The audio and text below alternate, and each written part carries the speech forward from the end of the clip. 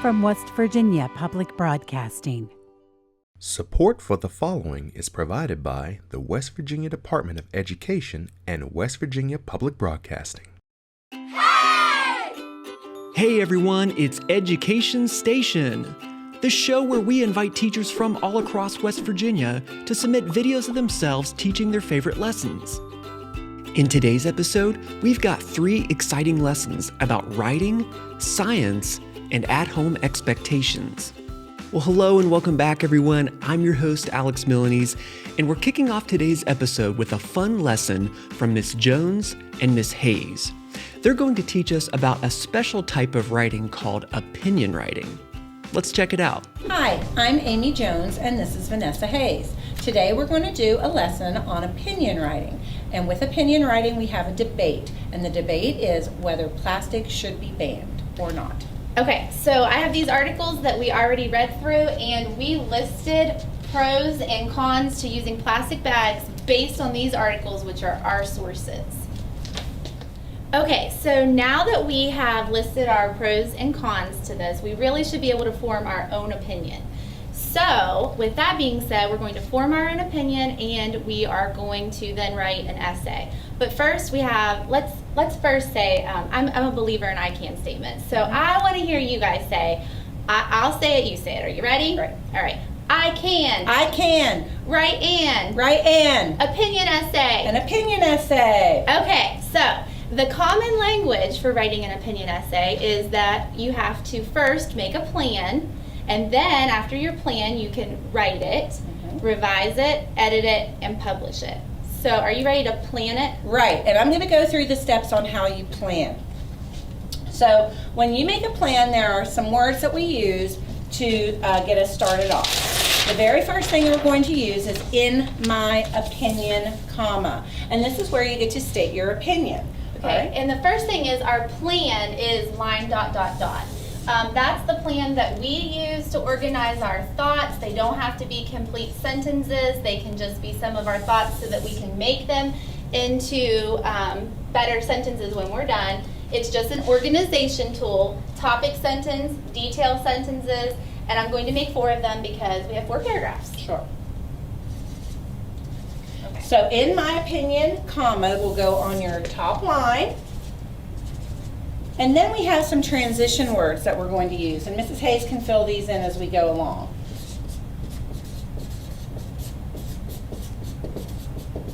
Okay.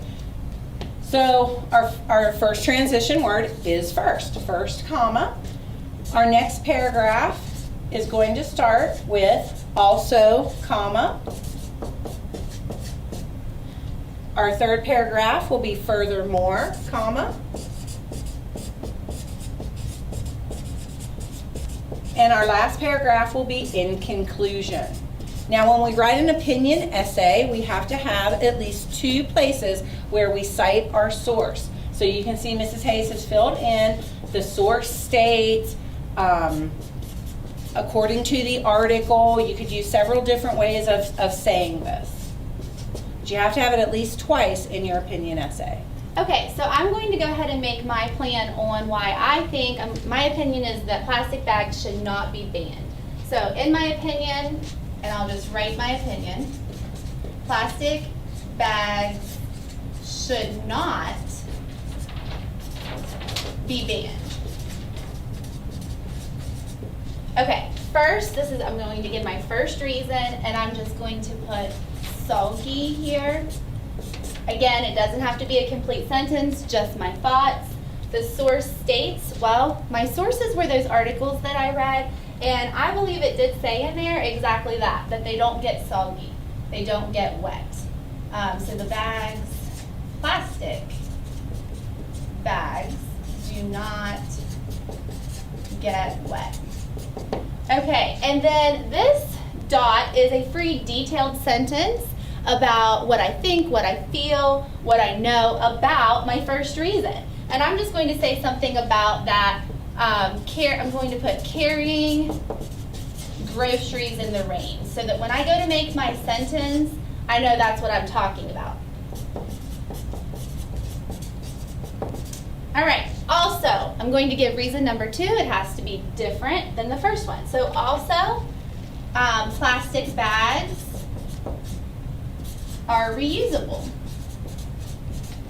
Okay, so with them being reusable, I know that all of my 3 dots are my details and they have to go back to my topic. All right, the source states, the article that I read said that plastic bags were reusable. So I can use exactly that, since I said the source states.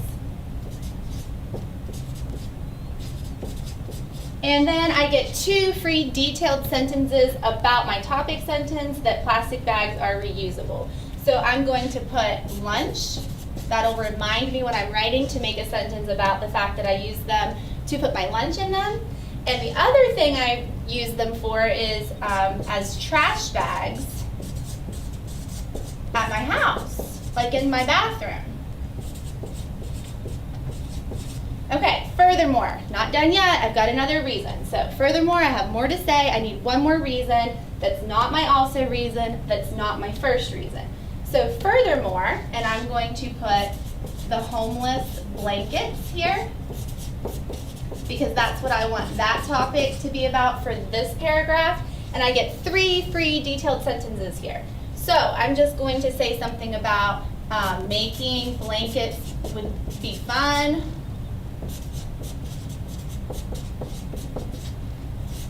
Making blankets from bags would be fun.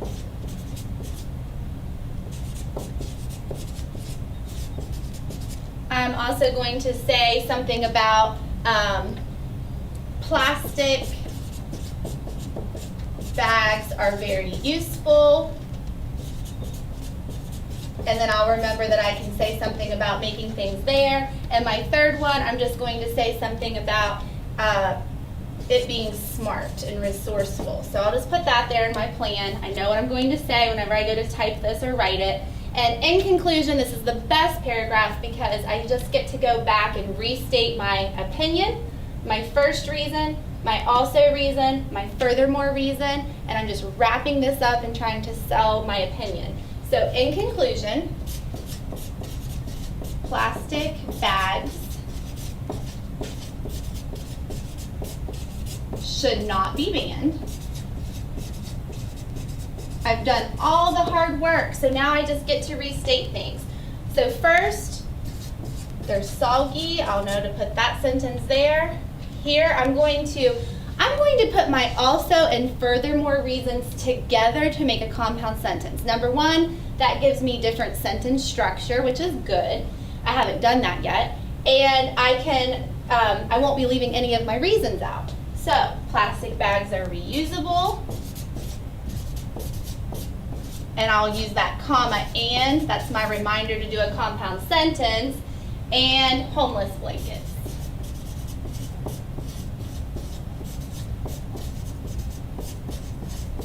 And my last dot, I'm just going to throw in for all of these reasons and restate that opinion again.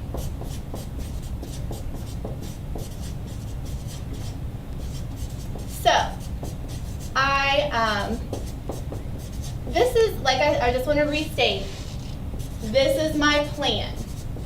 I have not done all complete sentences, but I do have those triggers to let me know what I want to do for each sentence. I'm going to have 4 paragraphs.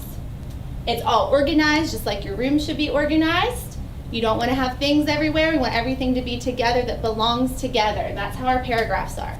All right, Mrs. Jones had her plan made already because her opinion was different. And you can see I followed the same format. I followed the line, dot, dot, dot. I have my transition words, I have my sources, I have my opinion, and my conclusion.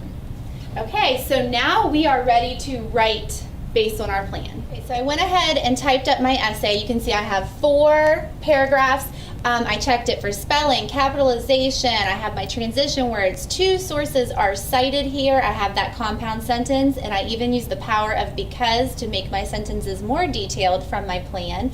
And I'm ready to publish it. Publishing it means I'm sending it out to be graded. Thanks for watching. Thanks, Miss Jones and Miss Hayes.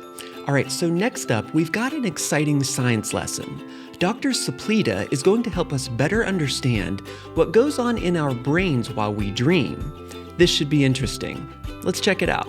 My name is Dr. Rich Saplita, and we're doing a follow-up for our unit on sleep, and we want to talk more specifically about dreams. What's going on with dreaming?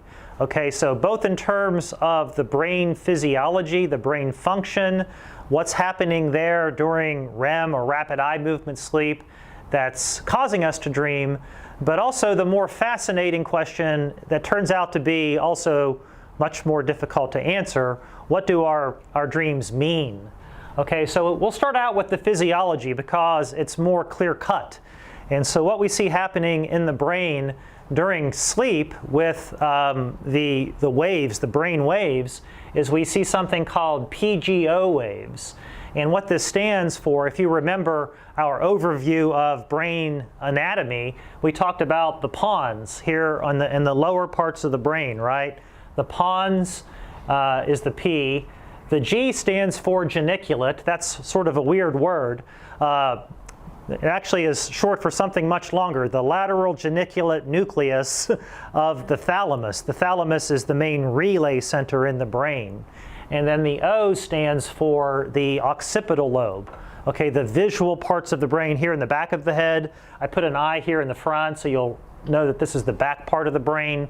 This is where our conscious experience of vision takes place neurologically. And so what in PGO waves, what you see happening is the pons will spike with activity. There's a burst of activity in the pons, followed by a burst of activity in the lateral geniculate nucleus, followed by a burst of activity in the occipital lobe. And so this is part of the normal, this last link, the GO, is part of the normal system. Like right now, when I'm awake, my eyes are open, information's coming in, it's coming into my eyes, it gets relayed through my optic nerve back to my geniculate nucleus, to the G, and then back to my occipital lobe, and that helps my brain create what I register as visual awareness. But see, when you're asleep, your eyes are closed, and the signal's not coming from your eyes, it's originating here in the pons. But nevertheless, the occipital lobe of the brain, those visual centers are being activated, and so what happens is the rest of the brain is going to try to figure out, is going to try to make some sense out of these signals, and it's going to interpret those as different people, different places, different things happening, okay? And so we call this the activation synthesis hypothesis. The PGO waves activate the visual centers in the brain, and as I mentioned, the rest of the cortex is going to do the best job that it can trying to make some sort of sense out of those signals, okay? The prefrontal cortex, these frontal regions of the brain, we talked about this before, they're associated with like logic and reason, decision making. The PFC, or the prefrontal cortex, has very low metabolic activity during REM sleep. The rest of the brain's very active, the PFC has low activity, and because of this, our dreams follow what we would consider to be very loose narratives. They're kind of flighty. They jump from one topic to the next. Or sometimes in my own dreams, I'm talking to a certain person, okay? And in the next scene, that person like changes into another person. It's the strangest stuff, but in the dream, we just kind of go with the flow because the PFC's not on and it's not worried about detecting errors and things that don't make sense, okay? So dreams tend to lack an overall sense of coherence.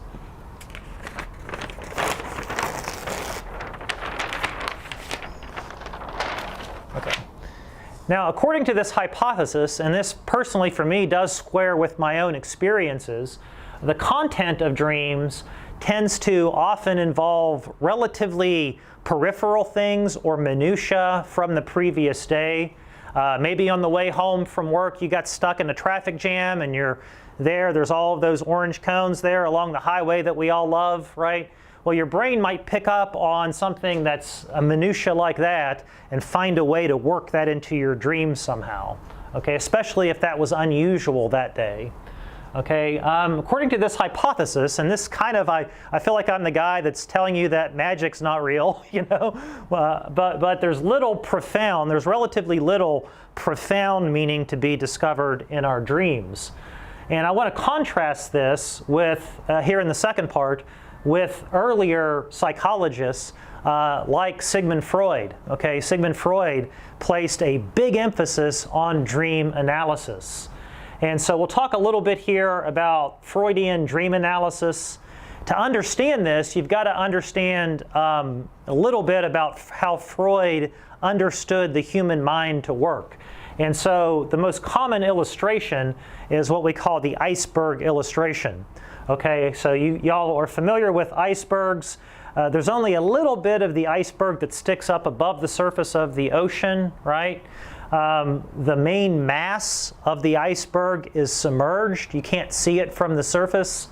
So accordingly, Freud said that the conscious mind is like the tip of the iceberg. That's relatively little of our mind, even when we're awake, only a little bit of our mental energy, only a little bit of our psyche is involved with consciousness and conscious awareness. What he says is that most of the mind, most of the human psyche or mind, involves activity happening there on the subconscious or the unconscious level, underneath the surface of awareness. Okay, so according to this theory, Freud says that dreams especially, it's not just dreams, but primarily it's dreams, serve as messengers from the subconscious mind to the conscious mind. Okay, and this is why there's all this fascination with dream analysis. So Freud says that with proper interpretation, we can understand what these hidden messages are. And very often our dreams can inform us about things like conflicts happening with relationships and that sort of thing, our deepest fears, our desires, and even things like repressed memories, the idea that traumatic things happened to us long ago and they were so psychologically painful that we suppressed them to the point that we're not even aware of them anymore. Perhaps those can come back to us in certain types of symbols in our dreams. Okay?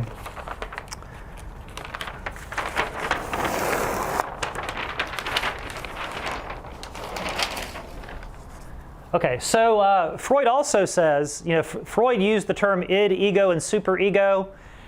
Freud says that dreams are the epitome of egocentrism. So they're literally all about you, okay? And because dreams are generated entirely within your brain, every person in your dream is either a projection of you yourself, right? Or a symbol of what that person means to you. And so dreams are totally egocentric. I used to tell my class that dreams are like onions in the sense that they have different layers. There's different layers to dreams. There's a superficial layer, and then there's a deeper understanding which involves dream analysis, dream interpretation. And so Sigmund Shlomo Freud, that was his middle name, Sigmund Freud wrote a book called The Interpretation of Dreams. It was right around the turn of the 19th to 20th century. You can actually download that as a PDF for free online if you're interested in reading that. But he talks about these layers. He talks about the manifest content of dreams and the latent content of dream. Now, the manifest content of dreams is literally what happens in the dream. Okay, so for example, a person might have a dream. Most of us have had a dream like this at some point in our life. We're in public, we look down, we're at school, we're in our underwear, and so we kind of freak out. I'm standing here, I'm naked, I'm only in my underwear. How embarrassing this is going to be when people notice it. So that would be the manifest content of the dream, the literal content. But he says the important message from our subconscious mind is not that. The important message is found in the latent content. And so that is what your nakedness would symbolize in this instance, okay? So perhaps your nakedness symbolizes something like a fear of failing, a fear of being shown to be incompetent in a certain line of work, let's say, or maybe having your secrets revealed. That would be the latent content, what your subconscious mind is really experiencing a large degree of anxiety about. So much has been written, a whole lot of ink has been spilled on dreams, dream analysis, dream interpretation, but I wanted to give you just a little bit of a flavor for that. Thanks, Dr. Saplita. All right, as I'm sure we're all aware, we've been spending a lot of time at home lately, which is why it's so important to consider our expectations for behavior at home. For a more detailed look at this topic, let's go visit Ms. Zeman. Hello, my name is Alicia Zeman. I am the PBIS coordinator at the West Virginia Behavior Mental Health Technical Assistance Center. We are a collaboration between West Virginia's Autism Training Center at Marshall University and the West Virginia Department of Education's Office of Special Education and Student Support. Every day in my job, I get to work with the best educators and schools in the state. And because of this experience, I want to share a secret with you. What we as educators know is that students function best in a certain type of an environment.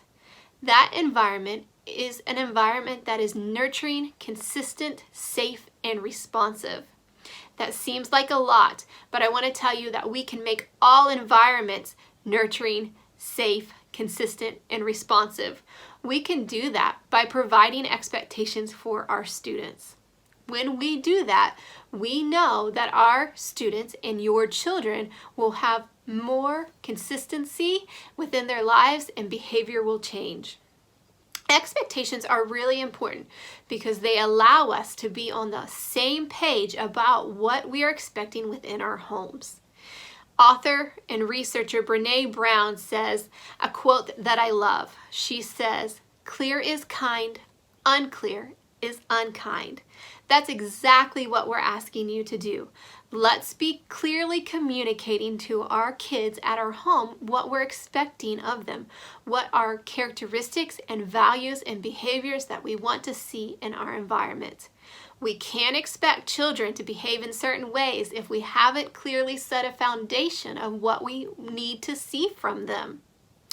When we set this foundation, we also have to make sure that we are taking time to model the expectations and giving them opportunities to practice. Let's talk more about what it looks like to set expectations in your home. Let's talk about how we begin to establish expectations in our homes. Typically, when we begin to talk about expectations to children, we break them into two categories. Those categories are big rules and little rules. Big rules are essentially the characteristics or values that we want our children to have.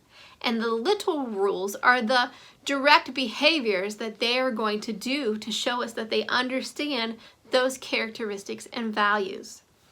Any characteristic that you think of that would be important for your family could be appropriate for making expectations in your home. When we think about expectations in the schools, we typically think of things like responsibility or respectfulness or kindness or safety. Those may work for you, or maybe you have some ideas of your own. Remember, when we begin to make these big rules, we will only want to have about 3 to 5 of them. We want them to be easy for our children to remember and easy for us to be able to teach. We also want to make sure that these expectations are stated positively. So maybe instead of saying, "Don't be mean," we will state that as, "Be kind." Family meetings can be the perfect opportunity to talk about what big rules you would like to have to guide your family. You can start the discussion with what are the favorite qualities of people that they love. If you have school-age children, you can ask them for what the expectations are in the school that they go to. Young children will need guidance to grab the right vocabulary, but they will know what actions have made them feel safe and supported before. In our family meeting, we chose the big rules of be safe, be responsible, and be excellent. Once you've decided on your big rules, you can begin to discuss what your little rules may be. These little rules will show you the actions that your family needs to take to show your shared values. You'll need to identify the areas or times of your day that you need little rules for. Often we can identify these times by the amount of drama we endure during them. Do you struggle with getting your child to bed? Are they always jumping up and down when you leave the room? Maybe you need little rules that will explain how to be safe, how to be responsible, or whatever big rules you have decided upon. Ideas like, I can be safe by laying in my bed, and I can have gentle hands at bedtime. Maybe they need guidance, direct guidance on how to be responsible. Responsible to mama means plugging in their iPad and brushing their teeth. Remember that these rules apply to everyone in the family, including you. Having big rules and little rules alone are not enough. They're going to need many opportunities to see them in action and to practice them as well. Inevitably, our kids are going to mess up. Nobody's perfect 100% of the time, and even if we have a strong foundation of expectations, sometimes emotions come into play and our children have issues with behavior. The Center on PBIS has 4 steps for how we can correct behavior that we do not want to see, that doesn't match our big rules and little rules. The first step is to quickly and calmly state the error. It might sound like this: "Hey buddy, that was not respectful." The second step is to repeat what the expectation is. "Hey man, I know you're really upset, but in this house, we show kindness with our words, and that's how we show respect." The third step is to provide them an opportunity to try again, because this is where the learning's at. "Hey, I know you're really upset with your brother, but I need you to try to find some gentle words to use with him to let him know." And the fourth step is to praise that chance that they took to show you that they're doing the best they can to meet our expectations. A couple other tips from the Center on PBIS is that we want to try to make sure that we're having more positive interactions than negative interactions. So more behavior-specific praise about the things that you want to see than corrections. And when we are talking about corrections, maybe reminders of what the expectations that we've worked so hard to build together as a family are. When we work together to set expectations up in our home or any environment that we're operating in, we're allowing everybody in that environment to have a chance of success. Remember, parenting is hard.